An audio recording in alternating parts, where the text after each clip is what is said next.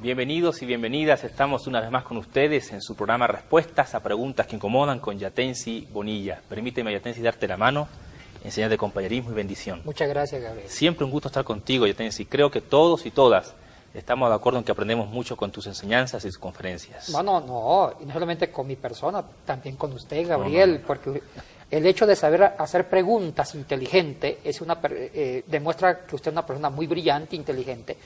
Bueno, y yo lo conozco a usted como una persona muy preparada, Gracias, con mucho Yatensi. contenido y un gran catedrático que tiene el mundo evangélico en América Gracias, Latina. Yatensi.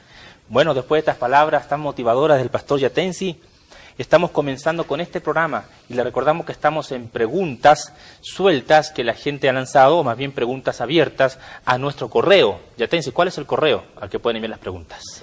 Es yatebonilla @motivacionyesdesarrollo.com. ¿Hemos recibido preguntas, Yatensi? Sí, ay, mire, Gabriel, yo estoy muy nervioso y asustado porque es tantas las preguntas que nos mandan a este correo que falta tiempo para contestarlas. Y el problema es que no nos gustaría contestar preguntas en forma rápida, en forma live, para contestar otra, sino que nos queremos tomar el tiempo y ante cada pregunta hacer una cátedra, porque hay que aprovechar cada pregunta que mandan y contestamos.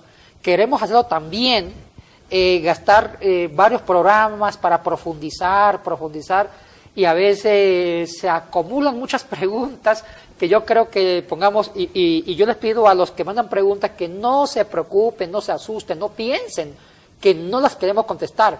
Lo que pasa es que vamos a tomarnos tiempo. Puede ser que alguien mandó una pregunta hace 3 meses y recién ahora la estamos contestando. ¿Cómo va a suceder con esta pregunta que usted va a hacer? Porque es una pregunta que mandaron hace meses atrás. Ajá. Entonces nos tocó contestar las primeras preguntas. Bueno, efectivamente la pregunta que estaremos respondiendo en este programa, y no sé si en un segundo vamos a ver cómo se desarrolla esto, tiene que ver con una doctrina en particular que es muy importante, Yatensi.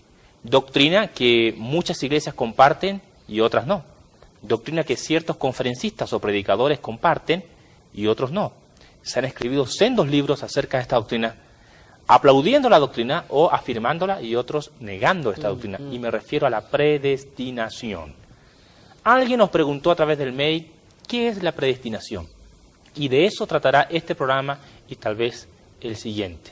Así que, Yatensi, partimos con esta pregunta que es muy clara, muy sencilla, pero con un contenido profundo. ¿Qué es la predestinación? Mire, es un tema muy complejo y muy delicado porque estamos tocando la raíz, la esencia doctrinal de muchas denominaciones y congregaciones cristianas. Y sobre esta pregunta se han generado grandes divisiones dentro de la comunidad cristiana. Ajá. Inclusive problemas entre católicos y una ala del protestantismo. Y entre los protestantes evangélicos también hay divergencias en torno a este tema. O sea que estamos tocando una de las esencias más importantes de la identidad doctrinal de la familia cristiana, evangélica, y de otras posturas cristianas, inclusive ortodoxa, griega. ¿Por qué? Porque es un tema que tiene que ver con la salvación. Ajá. Y la salvación es un tema doctrinal esencial en la vida cristiana y en la religión cristiana. Y sobre ese tema hay muchas subpreguntas. ¿Somos salvos? Si somos salvos por gracia, ¿quiere decir que estamos predestinados todo el mundo a la salvación?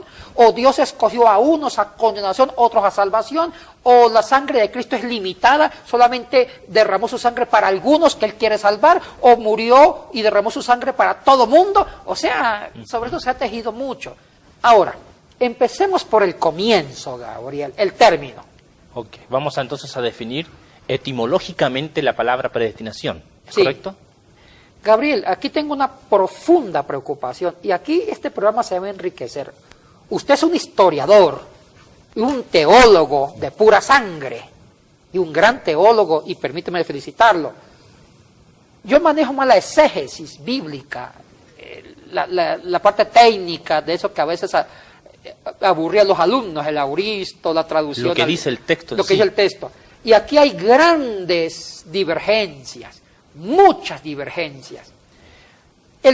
La palabra predestinación es una palabra más teológica, Gabriel, no exegética. Cuando tú dices más teológica que exegética, ¿estás diciendo que la palabra predestinación no aparece en los santos escritos? No, no así con ese rigor que la teología sistemática ha elaborado por muchos siglos. No con ese rigor, Gabriel. Porque la palabra que figura en el griego, tanto en Efesios, después más adelante vamos a hacer una pequeña exégesis de Efesios 1:5 y de Romanos 8:29. Yo estaba pensando justamente en eso, porque tú, en tu calidad de exégeta, dices que no aparece el término en sí, predestinación, pero estos dos versículos, Romanos 8:29 y Efesios 1:5, hablan de predestinación. Ahora, eso es la traducción al español, Gabriel. Si vamos a la traducción, en varias versiones, no en todas, sino en algunas, porque en algunas no dice predestinó, sino usa otra palabra. Pero en algunas versiones, como la nuestra, la Reina Valera del 60, sí dice nos predestinó, ya sea en Efesios 1:5 o en Romanos 8:29. Ahora, esta palabra predestinar es una transcripción directa de la Vulgata latina de San Jerónimo del siglo IV y V, que en latín se usa esa palabra pre. Ahora, en la lengua original griega, que fue la lengua que se usó para escribir el Nuevo Testamento, se usa la palabra prorizo. Prorizo. Sí, con doble O. Prorizo. Sería bueno que nuestros amigos televidentes tomen nota de esto porque es importante. Prorizo. ¿Y qué significa prorizo? Prorizo tiene varios significados. Ahora, la esencia del término es llamar, llamó, convocó, invitó. Esta es la esencia en sí. La esencia. Correcto. Entonces, si traducimos literalmente del griego, no del latín, Gabriel, no del latín, sino del griego, sería en Efesios 1:5, podría sonar así. Y Dios nos invitó, nos convocó, nos llamó a ser sus hijos o a la salvación. Pero eso cambia mucho de lo que es predestinación en castellano, en español. Porque predestinación, si vamos al término, hay dos palabras acá, pre y destino, en castellano, predestinación, como un destino ya fijado. Pero prorizo es completamente diferente. Llamar, convocar, invitar. ¿Cómo se llegó de prorizo a predestinación?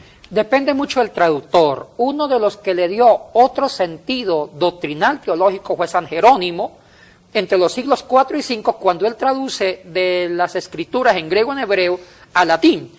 ¿Por qué Jerónimo le dio ese sentido? Porque Jerónimo ya manejaba esa doctrina. Y usted como historiador lo sabe, Gabriel, porque Jerónimo era amigo de uno de los padres. Correcto. De esa doctrina. Me refiero nada más y nada menos que San Agustín de Hipona.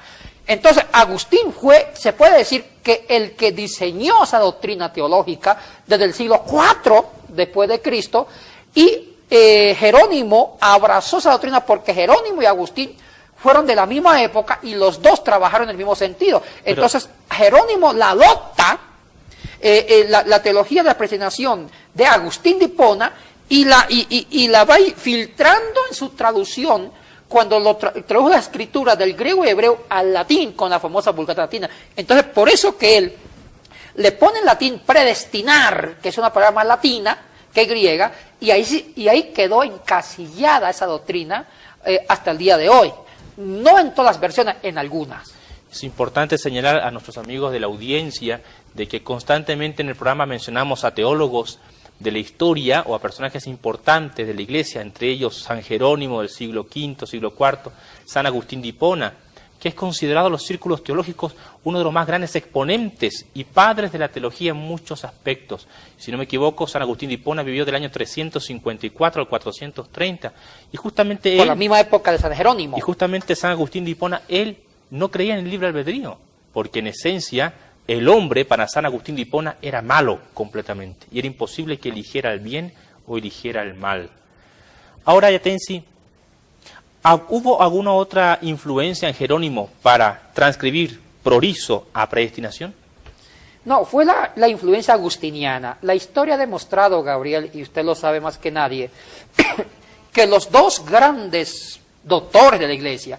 El uno era teólogo, como Agustín, y filósofo, historiador, como Agustín de Hipona, y el otro era un biblista, exégeta. Jerónimo, correcto. Pero parece que la influencia del santo de Hipona, que así lo conoce la historia, ese gran teólogo y también gran cristiano que fue, a mí me encanta la vida de Agustín y también a usted, la influencia de la predestinación de Agustín tuvo grandes repercusiones o influenció profundamente en el pensamiento bíblico de Jerónimo.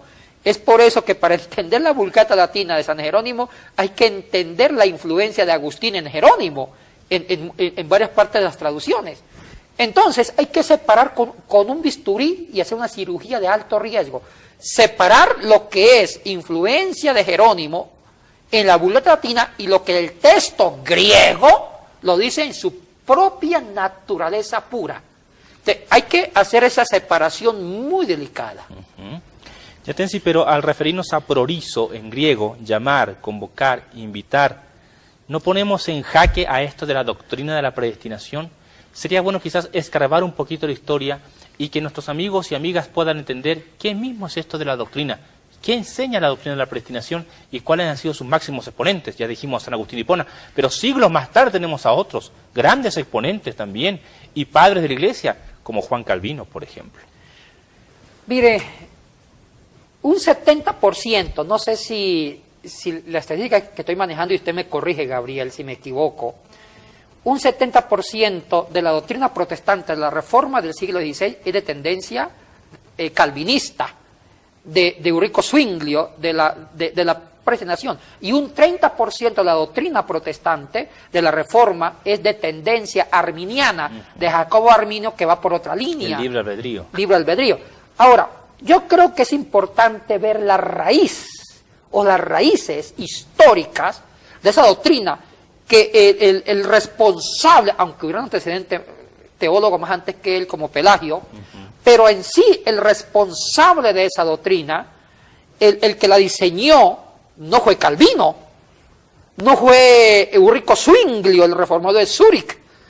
El padre de esa doctrina es San Agustín de Hipona entre los siglos 4 y 5. Entonces tenemos que hablar de Agustín y tratar de ver dónde se inspiró Agustín de Hipona para formular una doctrina muy aceptada en nuestros círculos protestantes. Vamos poniendo entonces los puntos sobre las íes. Estamos diciendo que históricamente el padre de la teología o de la doctrina de la predestinación es don Agustín de Hipona, teólogo del siglo IV y el siglo V. Desarrollemos un poquito esto, Yatensi. Mire, Agustín, más que un teólogo puro, fue un filósofo, y un gran filósofo. Él cristianizó el pensamiento de uno de los filósofos más grandes de la antigua Grecia, Platón. O sea, que el pensamiento agustiniano es un pensamiento platónico cristianizado. Esto da a entender que el padre de la predestinación no hay que encontrarlo con Agustín, hay que encontrarlo con las escuelas griegas. Y el padre de esa doctrina fue un filósofo que fundamentó ese pensamiento no desde la teología, sino desde la filosofía, y me refiero a Platón. Ahí está la clave de todo. Entonces nos toca, para entender a Agustín, hay que hablar de Platón. Así como Santo Tomás de Aquino en el siglo XIII cristianizó a Aristóteles, Agustín cristianizó a Platón. Entonces, hablemos de Platón. Platón tiene un libro que ustedes, amados televidentes, pueden corroborar lo que estamos diciendo con Gabriel, lo pueden corroborar. Hay un libro que escribió Platón muy famoso y lo encuentra en las librerías seculares, que se llama La República. Y en el último capítulo, en el apéndice, en la última parte, hay un tratado que se llama El mito de la caverna. Ese pequeño tratado es una bomba atómica, porque es donde Platón elabora la filosofía, la teoría del conocimiento, la epistemología. Y es ahí donde presenta su postura filosófica que Agustín cristianizó. Ahora, hablemos ahora sí de Platón, para entender esta doctrina. Platón era un dualista marcado. Él creía en dos mundos, Gabriel. en el mundo de las ideas, que era sinónimo de un mundo espiritual, y en el mundo material, que era el mundo físico. Y si factible. no me equivoco, para Platón el mundo de las ideas era el mundo perfecto. Exactamente. Porque él estaba en contra de todo lo físico y lo material, ¿no? De acuerdo, Gabriel, mire, y sigamos con esta línea que usted acaba de mencionar. El mundo de las ideas era el mundo de la espiritualidad perfecta, era el mundo de lo absoluto, el mundo de las verdades inmutables. Ahí estaba todo perfecto, existía la ética perfecta. Pero había un mundo que era imperfecto, el mundo material, el mundo factuo. Ay, Gabriel. Es por eso que la influencia platónica llevó a muchos pensadores posteriores, e inclusive esto se coló en el cristianismo, a un desprecio por la materia, a un desprecio por el cuerpo, a un desprecio por lo físico, y solamente adorar lo espiritual. Ay, Gabriel, me adelanto. La influencia platónica tuvo grandes repercusiones en la teología sistemática cristiana, tanto católica como protestante. Es por eso que los grandes monjes empezaron a despreciar su cuerpo y a culpar su cuerpo como si fuera algo maligno. Y la única forma de conservar un Espíritu Santo era mortificando el cuerpo, pegando su cuerpo para que su alma no pecara. Eso es una influencia no tanto del judaísmo ni del cristianismo primitivo, es una influencia platónica que se metió a través de Agustín de Hipona y después del Papa Gregorio Magno al cristianismo antiguo. Mire, esto me preocupa mucho, porque aquí nació un concepto antropológico según Platón. ¿Cuál era el concepto de hombre? Para Platón el hombre era un compuesto, Gabriel, no una unidad, un compuesto para Platón. El hombre se componía de una idea, el eidos en griego, una idea perfecta, que estaba en el mundo de las ideas. Y un demonio llamado Demiurgo.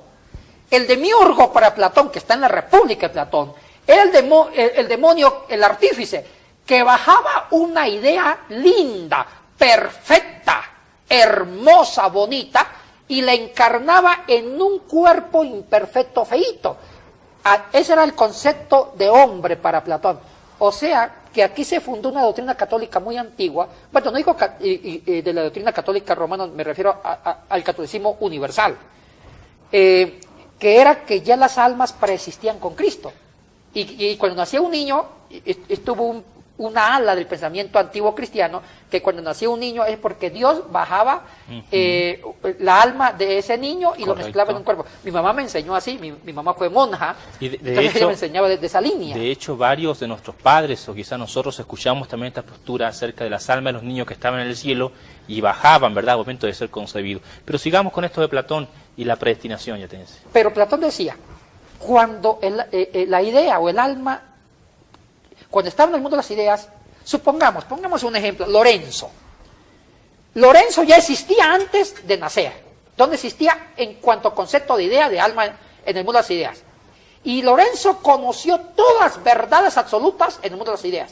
Pero el demiurgo bajó su idea, su eidon, su alma, y la encarnó en un cuerpecito imperfecto.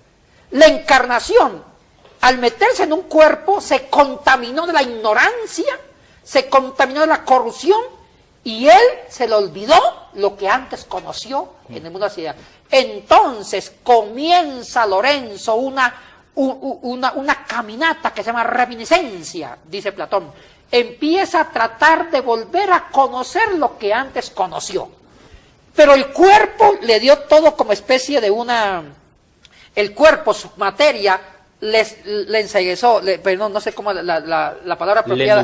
Le nubló, le tapó, y él se volvió ignorante y corrupto. Ya de lo que tú estás diciendo, y si nuestros amigos nos están poniendo atención a esto, es una especie de predestinación.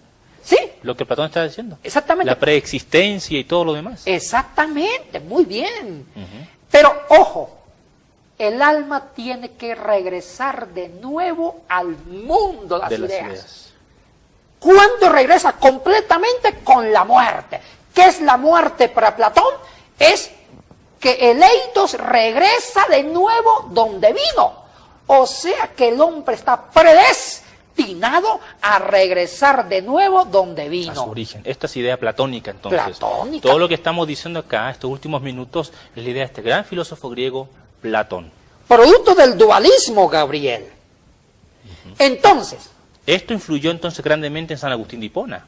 exactamente, pero cuando el hombre está, cuando su eidos o su alma está encarnada en el cuerpo, hay que despreciar el cuerpo, porque el cuerpo es sinónimo de ignorancia. Entonces hay que buscar las verdades espirituales, porque ellas nos llevan al cielo. Uy, ese dualismo marcado de Platón tuvo una profunda acogida en el gran santo de Hipona, Agustín de Hipona, que cristianizó eso. ¿Cómo le dio un sentido cristiano? Dijo Agustín, sencillo. El hombre es puro espíritu. El cuerpo es circunstancial. El cuerpo es malo para Agustín. ¿Sí? No lo dijo en una forma tan categórica, pero sí es algo que nos lleva a practicar las pasiones vergonzosas. O sea que para Agustín el cuerpo es de segunda categoría, Exactamente. mientras que el espíritu es de primera categoría. Exactamente. Es por eso que también hay que entender su testimonio. Agustín siempre tuvo que luchar con el problema de la castidad. Así es. Cuando uno revisa ese famoso libro que es lindo, Confesiones. las confesiones, mire, dicen los expertos que toda persona culta por lo menos ha tenido que leerse las confesiones de San Agustín, que es preciosísimo. Y él cuenta, en ese libro él habla sobre el desprecio del cuerpo, y él dice que el cuerpo, la carne, lo llevó a contaminar, a manchar su alma pura creada por Dios. Entonces, él fundamenta esto con Platón. Es por eso que él dijo Agustín una cosa muy importante: las almas deben regresar donde vinieron. Para él entonces este proceso ya está predeterminado. ¿Sí? Correcto. Y sacó una famosa frase, Gabriel, que dice: mi alma no descansará que no descanse en ti, oh gran Señor. O sea que toda alma humana termina viendo el rostro de Dios, porque el alma fue predestinada a regresar de donde vino. Entonces, en ese concepto agustiniano, todo el mundo va a ser salvo. A fin de cuentas, así haya pecado, así haya tenido problemas en su vida terrenal, en este cuerpo, según San Agustín, me muero, pero el alma se va con el Señor. Usted dijo una gran verdad, Interprete Gabriel. bien Agustín. Ay, bueno, es que usted lo sabe porque usted es un gran historiador, Gabriel. Lo que pasa es lo siguiente: Agustín nunca habló de dos tipos de personas, que lo va a hablar el siglo XVI en la Reforma: los electos Y los reprobos. y los reprobos. Eso es de Calvino. Unos que van al cielo y otros que fueron predestinados para irse al infierno. No, Agustín solamente habla de los electos. O sea que para Agustín, toda alma va al cielo o se va con el Señor. Aunque no lo dijo directamente, lo dio a entender. Y esto tomando de la idea de la filosofía de Platón, ¿correcto? Sí, sí, sí. Que las ideas tienen que volver a su mundo de origen. Qué interesante. Ahora, a mí lo que me preocupa, Gabriel, que esto tuvo mucha acogida hasta el día de hoy en círculos cristianos, donde hay círculos cristianos que tienen un desprecio por el cuerpo. No importa que se enferme, esté gordo de colesterol, lo importante es que su alma esté saludable, no importa que usted tenga un cáncer o sea pobre, lo importante es que su alma regrese a Cristo. No, esto no es una idea bíblica, es una idea del dualismo griego que fue cristianizado en un proceso histórico y se formó teología sistemática. Y eso hasta el día de hoy veo estas ideas en ciertas líneas cristianas que me preocupa mucho. Pero en el aspecto de Agustín creo que es diferente. Ya tienes que aquí podemos dialogar. Este es mi punto de vista y tú tendrás el tuyo también. Pero Agustín, me parece, al leer el libro de Confesiones, su biografía, no sé si hizo un esfuerzo realmente considerable para atajar o sostener sus pasiones. Recuerda una frase muy típica de Agustín, su oración: Señor, dame el don de la castidad, pero todavía no. Porque él siempre sufría de Si esto, no, mañana. Estamos como las tienditas, hoy se fía, hoy no se fía, mañana sí. Es lo mismo con San Agustín. Entonces, en ese aspecto, ¿no te parece que manejaba un cristianismo demasiado débil, relajado, light, ligero? No, lo que pasa es que Agustín es hijo de su época, igual que San Jerónimo, el traductor de la Vulgata Latina. Ellos vieron, o sea, todas las tendencias, las pasiones le echaron la culpa a la carne, Exacto. al cuerpo. Ahora, en las antropologías contemporáneas, en el concepto de hombre, según la psicología moderna, es otra concepción antropológica. Los antropólogos modernos consideran que el hombre es una unidad sustancial, tomado más de Aristóteles, es una unidad inseparable entre cuerpo y alma o espíritu. O sea que no podemos separar, porque las pasiones del alma se exteriorizan por el cuerpo. O sea, separar los dos es insostenible, según las antropologías contemporáneas. El tema es delicado y el tema es profundo, señores, porque también San Agustín influyó a otro gran pensador del siglo XVI, ya estamos terminando, Martín Lutero. Fue Martín Lutero el que dijo, peca forte, ¿verdad? En otras palabras, Martín Lutero dice, ¿qué puedo hacer? Soy pecador en esencia, nada puedo hacer al respecto. Y estamos llegando al final. ¿Crees que hay un segundo programa respecto a esto? No, yo creo que sí, porque recién estamos comenzando, amables televidentes, recién estamos comenzando con la doctrina de predestinación. En este primer programa, Gabriel, lo que hicimos fue tratar de ver las bases filosóficas de cómo Agustín trabajó, y también hay un cabo suelto. ¿Qué dice la Biblia? Que lo que nos interesa sobre esto. Y a mí también lo que me gustaría es explicar a los televidentes qué mismo es la doctrina de la predestinación. Hasta ahora hemos visto introducción, pero qué mismo, según sus los promotores, Juan Calvino, Ulrich Zwingli y otros, quizás en el siguiente programa. Sí. Bueno, estamos llegando entonces al final de esto y esperamos que el Señor realmente les bendiga. Sigan viéndonos porque el programa está interesante. Palabras finales, Yatensi. Mire, en los próximos programas, Gabriel, vamos a seguir ahondando sobre el tema de la predestinación, porque es un tema tan importante en la doctrina de nuestras iglesias cristianas. Dios les bendiga y entonces nos vemos en la siguiente ocasión. Estamos aquí nuevamente con ustedes en este su programa Respuestas a Preguntas que Incomodan con Yatensi Bonilla. ¿Cómo te has sentido, Yatensi, estos últimos días? No, muy contento porque estamos trabajando una pregunta que nos mandó hace meses una persona sobre lo que es la predestinación y justo ya estamos contestando esta pregunta. Yatensi, ¿crees que la respuesta a esta pregunta trae edificación al pueblo de Dios? ¿Crees que trae polémica o división? No sé, lo único que sé es que estamos respondiendo muy profesionalmente y muy técnicamente, más allá de las repercusiones que va a tener. O sea, yo creo que este programa se ha elaborado para responder objetiva, científicamente, porque a veces se tejen muchos mitos sobre cuestiones que nunca existieron. Y a veces la gente va creando una cultura sinónimo de verdad de algo que no tuvo una base. Entonces es bueno aclarar muchos conceptos desde el corazón de las escrituras, manejando las lenguas originales, y también del corazón de la historia. Respecto a esto, entonces, es importante señalar que el objetivo de respuestas a preguntas que incomodan no es dividir, no es tampoco criticar, sino edificar a la iglesia, desde la pastoral, desde la académica, lo académico, con la verdad, con el profesionalismo que nos caracteriza al respecto. Nosotros como pastores y como teólogos Yatensi respetamos todas las tendencias, ¿verdad? Fue Karl Barth el que dijo, un teólogo que no sabe dialogar con otras teologías no puede ser llamado teólogo, ¿verdad? Nosotros respetamos a los de iglesias de tendencia de libre albedrío, a los de tendencia salvo siempre salvo y a los que están en la doctrina de la predestinación. Pero estamos respondiendo a esta pregunta que un televidente envió genuinamente con respecto a qué es la predestinación. Y para hacer un resumen del programa anterior, estuvimos viendo de que la palabra predestinación viene del griego, recuérdame la palabra. Proorizo. Proorizo, y proorizo significa etimológicamente llamar, convocar, invitar. O sea, Dios llama, Dios nos convoca, Dios nos invita a ser sus hijos. También dijimos en el programa anterior de que la palabra predestinación como tal no aparece en ningún texto bíblico. Aparece, repito, proorizo. ¿Quién entonces fue el que puso esta palabra en las Sagradas Escrituras? Depende aquí de los traductores.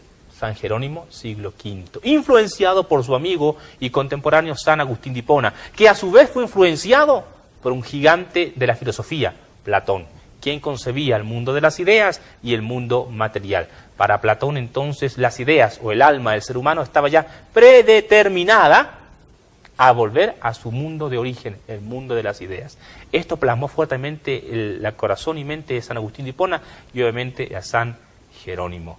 Interesante. El programa anterior sentamos las bases históricas y filosóficas, pero no podemos detenernos aquí, porque hay otros pensadores ya por el siglo XVI que hicieron fuerte esta doctrina y que desde ahí muchas iglesias también han fundamentado sus bases, sus doctrinas. Nos referimos a Ulrich Zwingli, por ejemplo, del siglo XVI, Juan Calvino también. Yatensi, ¿qué tenemos para hoy?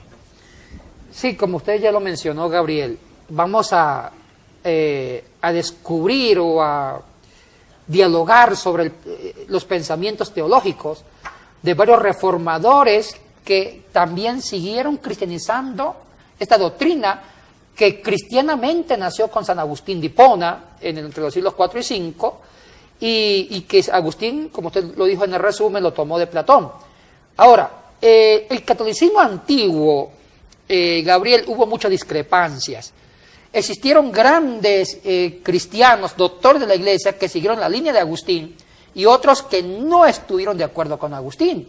O sea que Agustín sentó las bases para una polémica doctrinal posterior que hasta el día de hoy la vemos todavía reflejada. Ahora, miremos más en la Reforma. En el siglo XVI, cuando se da la Reforma, aquí hay una aclaración, la Reforma no la dio solamente Lutero, no, al mismo tiempo existieron varias reformas paralelamente con Lutero. Pero fue Martín Lutero el que históricamente clavó sus 95 tesis en la Catedral de Wittenberg y pareciera de que los historiadores han hecho de ese evento lo máximo.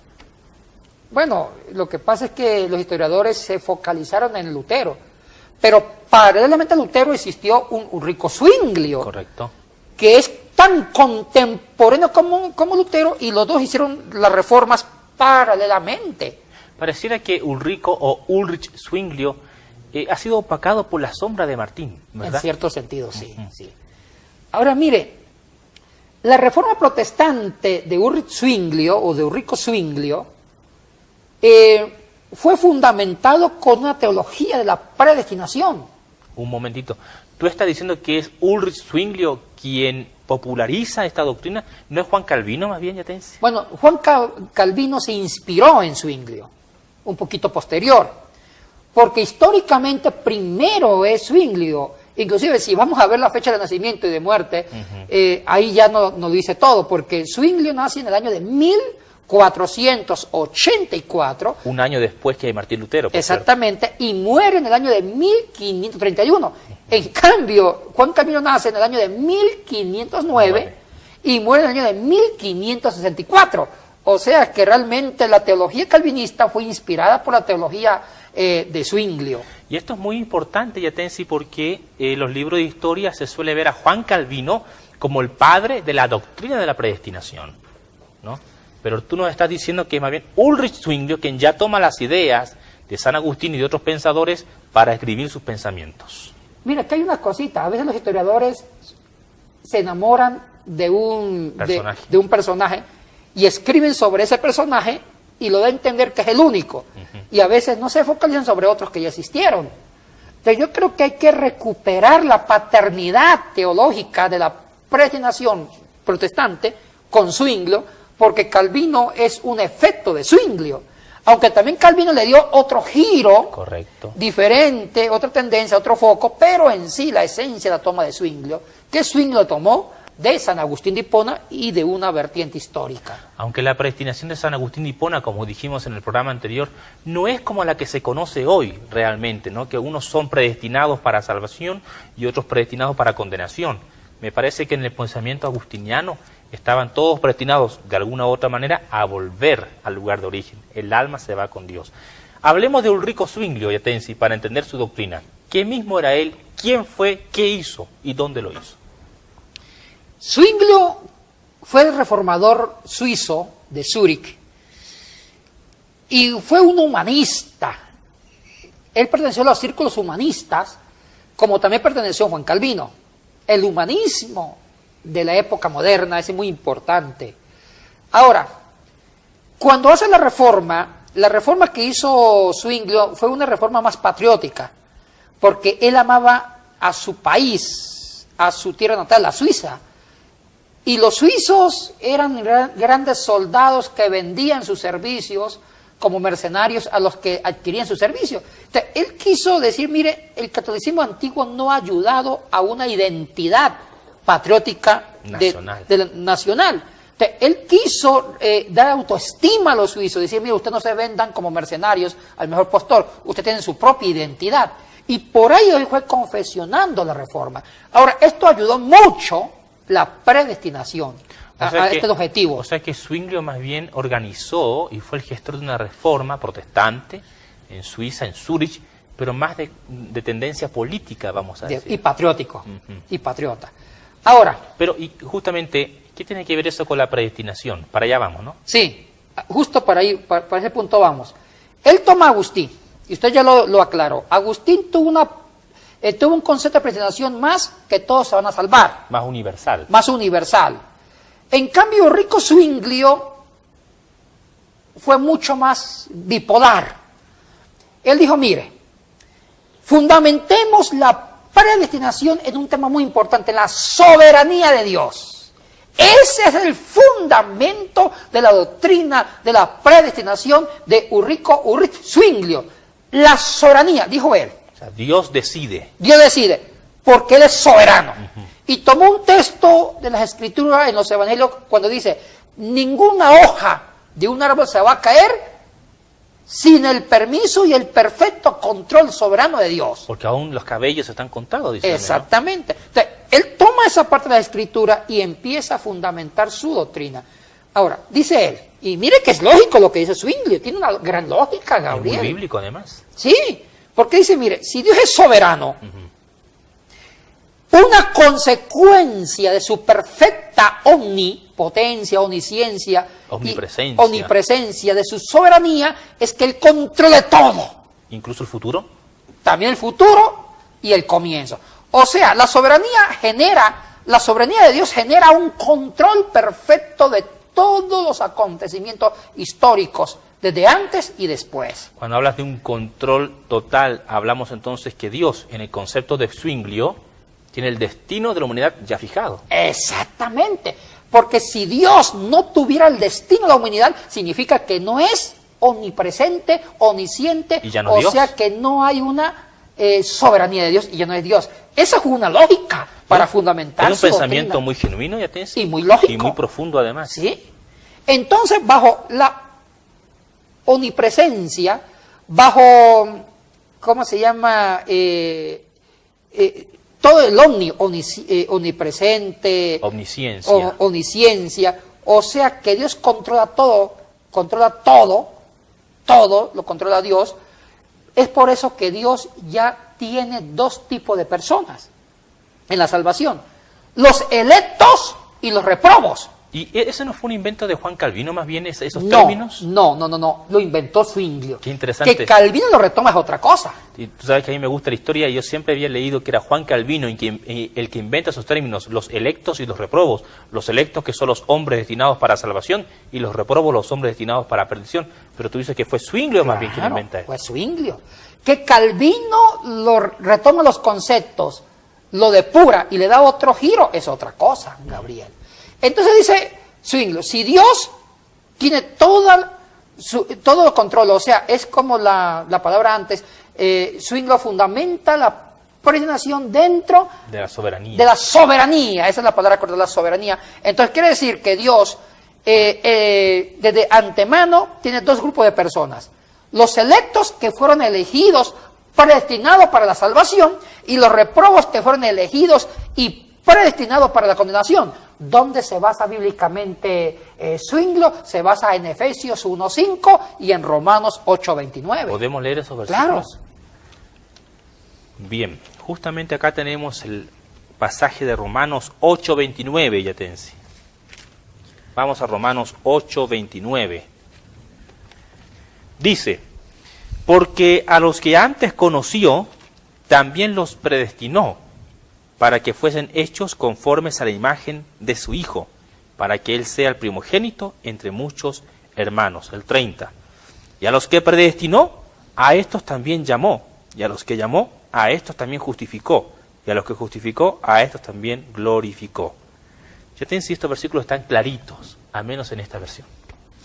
Bueno, ya en el programa anterior dijimos que eso es una traducción más del texto latino, de la Vulgata latina, que San Jerónimo ya quería esa doctrina y la deposita en el texto griego. Tendría que ser proorizo. Ahora, si usted lo traduce con el término griego, ¿cómo quedaría? sería Y sabemos que los que ama a Dios, porque los que antes conoció también los eligió, o los invitó, los convocó, los llamó. Entonces, ya cambia el sentido. Y si aplicamos el prorizo, en el versículo 30 decía, y a los que llamó, convocó, invitó. Entonces ya va cambiando el sentido escriturero. Pero claro, hay que ver que Ulrico Zwinglio lee el texto desde el texto latino, porque ya se había traducido al inglés, al alemán, a las lenguas de los Países Bajos, desde el latín, de la Vulgata Latina, a las lenguas vernáculas. Tenemos que recordar a los amigos televidentes que la Vulgata Latina, que fue creación de San Jerónimo, tuvo un gran impacto en toda la Edad Media, ¿sí? Incluso para los reformadores. Sí, porque todas las traducciones que se hicieron al español, al alemán, al inglés, fue del texto latino. Es decir, que estos reformadores, al parecer, no recurrían a los textos originales, sino que recurrían a la Vulgata, pensando que era un texto original, y de hecho es una muy buena versión, pero vemos que tienen algunas complicaciones aquí, ¿no? Sí. Mire, Gabriel, entonces, ¿qué pasa en el fondo? Con todos estos antecedentes, Ulrico Zwinglio va elaborando toda una teología de la predestinación desde la postura agustiniana y fundamentado, sustentado por la teología de la soberanía de Dios. Dios tiene todo el control. Entonces, si Dios controla todo, también controla quiénes van a salvarse y quiénes van a condenarse. Dijo Zwinglio, me parece una incoherencia que Dios no sepa quiénes se van a salvar y que Dios no sepa quién se van a condenar. Desde ahí me parece con mucha lógica, pero Zwinglio se distancia de la postura primera de San Agustín, ¿no? En el concepto de la salvación universal, de que todos volvemos a Dios. ¿Por qué se distancia Zwinglio? ¿Qué lo llevó a formular dos tipos de personas? Lo que pasa es que también Ulrico Zwinglio le está dando una dedicatoria al Papa, a toda la estructura católica romana que Zwinglio está luchando. Está diciendo que muchos católicos han sido predestinados a la condenación.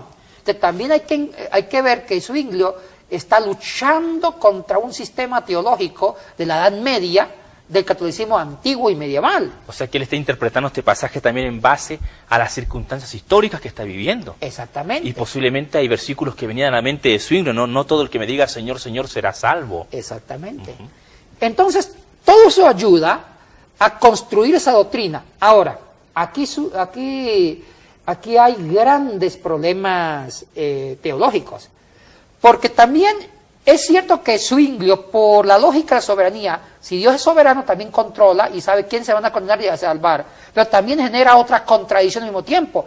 Entonces, esto quiere decir que la sangre de Cristo fue limitada, que Cristo vino a morir solamente por un grupo y no por el otro. Entonces, también se contradice con la teología que presenta Lucas en Hechos y en Lucas, donde da a entender que la salvación es universal, y también se contradice con Isaías. Correcto, los cantos del siervo. Que también la salvación va a beneficiar a muchos pueblos no judíos, a todos universalmente. Entonces, también se va contradiciendo, diciendo que Cristo vino a morir por algunos y no por otros. Entonces eso empobrecería la obra expiatoria de Jesucristo. Es exactamente lo que estaba pensando Yatensi, ¿no? Si tomamos el pensamiento de Ulrich Zwinglio en Romanos 8, 29 y 30, y si vamos a especular como teólogos que somos, ¿verdad? Cuando Cristo estaba en la cruz, ¿en qué estaba pensando? ¿Estaba pensando en morir solo por lo que su Padre ya había destinado para salvación? Bueno, ¿o estaba en todos? Eso lo da a entender Zwinglio, que Cristo murió y Cristo de pronto tenía en la mente solamente dar la vida por los que el mismo Padre escogió ante la fundación del mundo. Y no por todos. Entonces ya nos estamos metiendo a un reduccionismo de la cristología lucana e inclusive paulina, porque Pablo tuvo una obsesión por predicar el evangelio a los gentiles con el concepto de una salvación universal. Entonces, si aceptamos la predestinación de Zwinglio, quiere decir que Cristo murió por algunos, por los electos, y no derramó la sangre por los reprobos. Entonces, ya es una contradicción, porque vuelvo a repetir, porque Lucas presenta que la sangre de Cristo es universal. Él murió por todos nosotros. Y si murió por todos nosotros, Zwinglio se está contradiciendo con las Escrituras.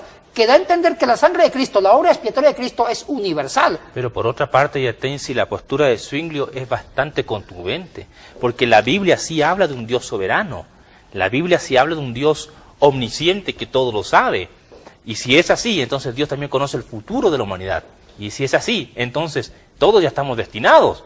O sea, lo que dice Zwinglio no es antibíblico. No, es lógico. Pero también miremos la postura. Si aceptamos a Zwinglio, que hay reprobos y electos, que hay algunos que fueron predestinados para salvación, otros para condenación, hay un problema. Entonces quiere decir que la sangre de Cristo fue limitada para algún grupo de electos. O sea, ya abrimos una caja de Pandora, que Gabriel, eso me encanta. Tenemos un problema bien serio que hay que resolver. Hay que resolverlo. Y de repente estamos conversando aquí tranquilamente esto, y a lo mejor tú eres reprobo. O también yo. y no también los grandes evangelistas. ¿Quién sabe eso, Yatensi? Ay, mire, yo le he dicho a mis alumnos cuando me hacen preguntas, ¿quiénes son salvos y quiénes no salvos? ¿Y sabe qué digo yo? Eso que le conteste Dios.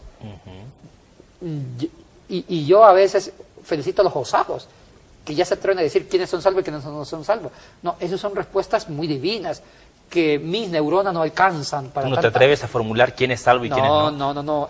Hay cosas que le compete solamente a Dios. Hay áreas, la salvación le compete solamente a mi amado Dios. Hay cosas que yo no puedo, porque, mire, dijo un gran maestro mío, dijo una cosa que realmente hasta el día de hoy nunca olvido.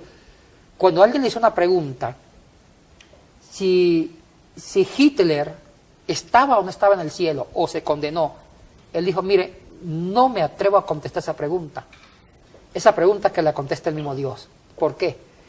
Porque hay áreas, porque no todo de Dios podemos saber. Porque Dios es perfecto y yo soy imperfecto. Y el día que yo, como hombre imperfecto, con una mente chiquita, trate de descifrar los misterios perfectos de Dios, ya Dios deja de ser Dios y se convierte en un objeto manipulable de mi razón. ¿Qué es lo que hace que Dios sea Dios? Que Dios todavía maneja mucho misterio, que mi mente nunca va a alcanzar a descubrir ese misterio tan perfecto de Dios. Entonces, hay áreas de Dios, como la salvación, que yo no alcanzo a saberlo todo, sino partecitas. Porque el día que yo sepa todo de Dios, ese día Dios dejó de ser Dios y se convirtió en un ratón de laboratorio de mi mente. Y es una gran verdad. Yaten, si es posible, estaba pensando en esto, ¿es posible conciliar estas dos posturas? La teología de Lucas de la salvación universal y la postura de Ulrico Zwinglio.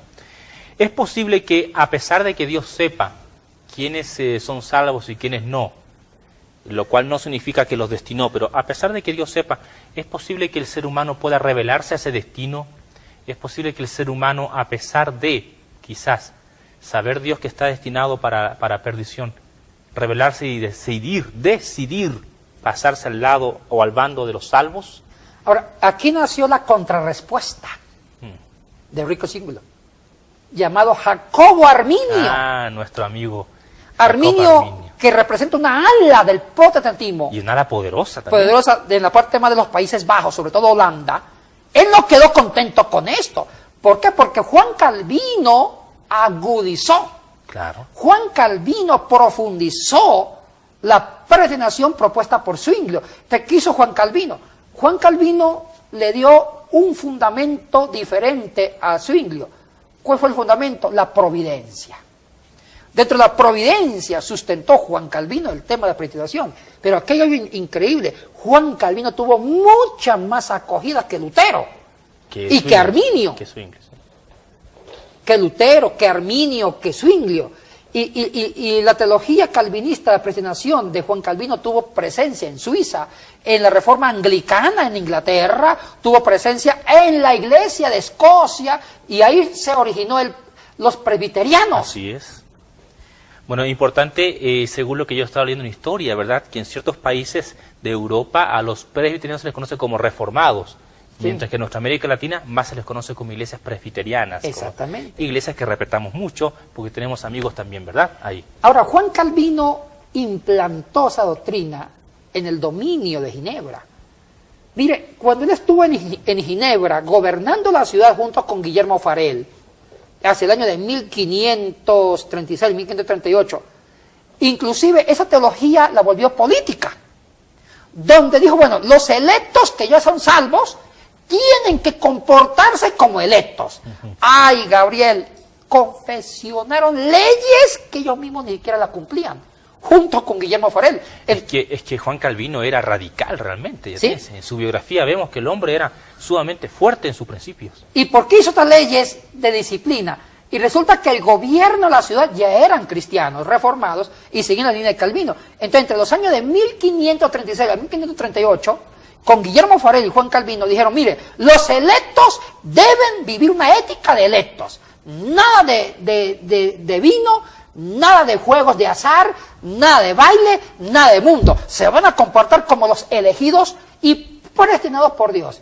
Entonces Guillermo Farel dijo una pregunta a Juan Calvino, ¿y qué pasa con los reprobos? Ellos también están obligados a cumplir con las leyes que tú mismo has diseñado. Digo, sí, porque también los reprobos, mientras que estén viviendo en la tierra, deben comportarse sanamente, aunque se condenen. O sea que también le aplicó a las leyes a los que supuestamente se iban a condenar. Pero aquí hay un problema, Yatensi.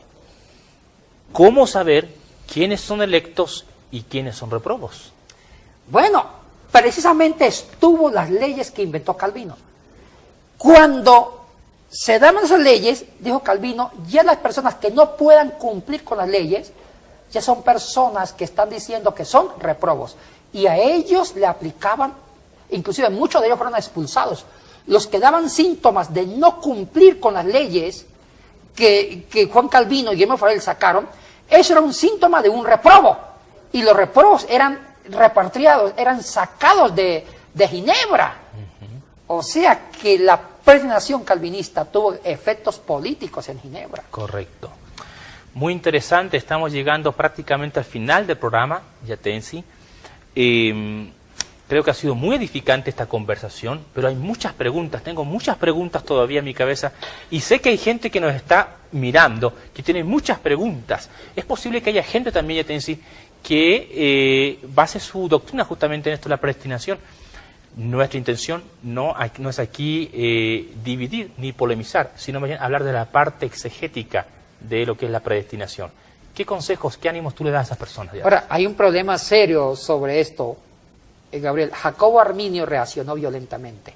Es cierto, y eso lo veremos en el próximo programa, porque no alcanzamos ahora. Sí, yo creo que porque nos falta ver la postura de Arminio, que fue la contraparte de la ala protestante sobre esto. Mire, y hay una cosa en Calvino. Calvino fundamentó su teología con lo que se llamó la gracia irresistible. Que era imposible la gracia irresistible era una voluntad soberana que se imponía sobre el que era elegido. Supongamos, Juan Pérez fue elegido para ser electo, salvo. Pero Juan Pérez era un borracho o un pecador que mostraba obras de reprobo. Entonces dice Juan Calvino, la voluntad de Dios, la voluntad salvadora de Dios, se impone sobre la voluntad de Juan Pérez. Entonces hay una gracia que no irresistible. No puedo resistir, correcto. Que la voluntad humana no puede resistir ante Dios y termina haciendo obras de todo electo. Entonces eso Arminio dijo, no lo acepto.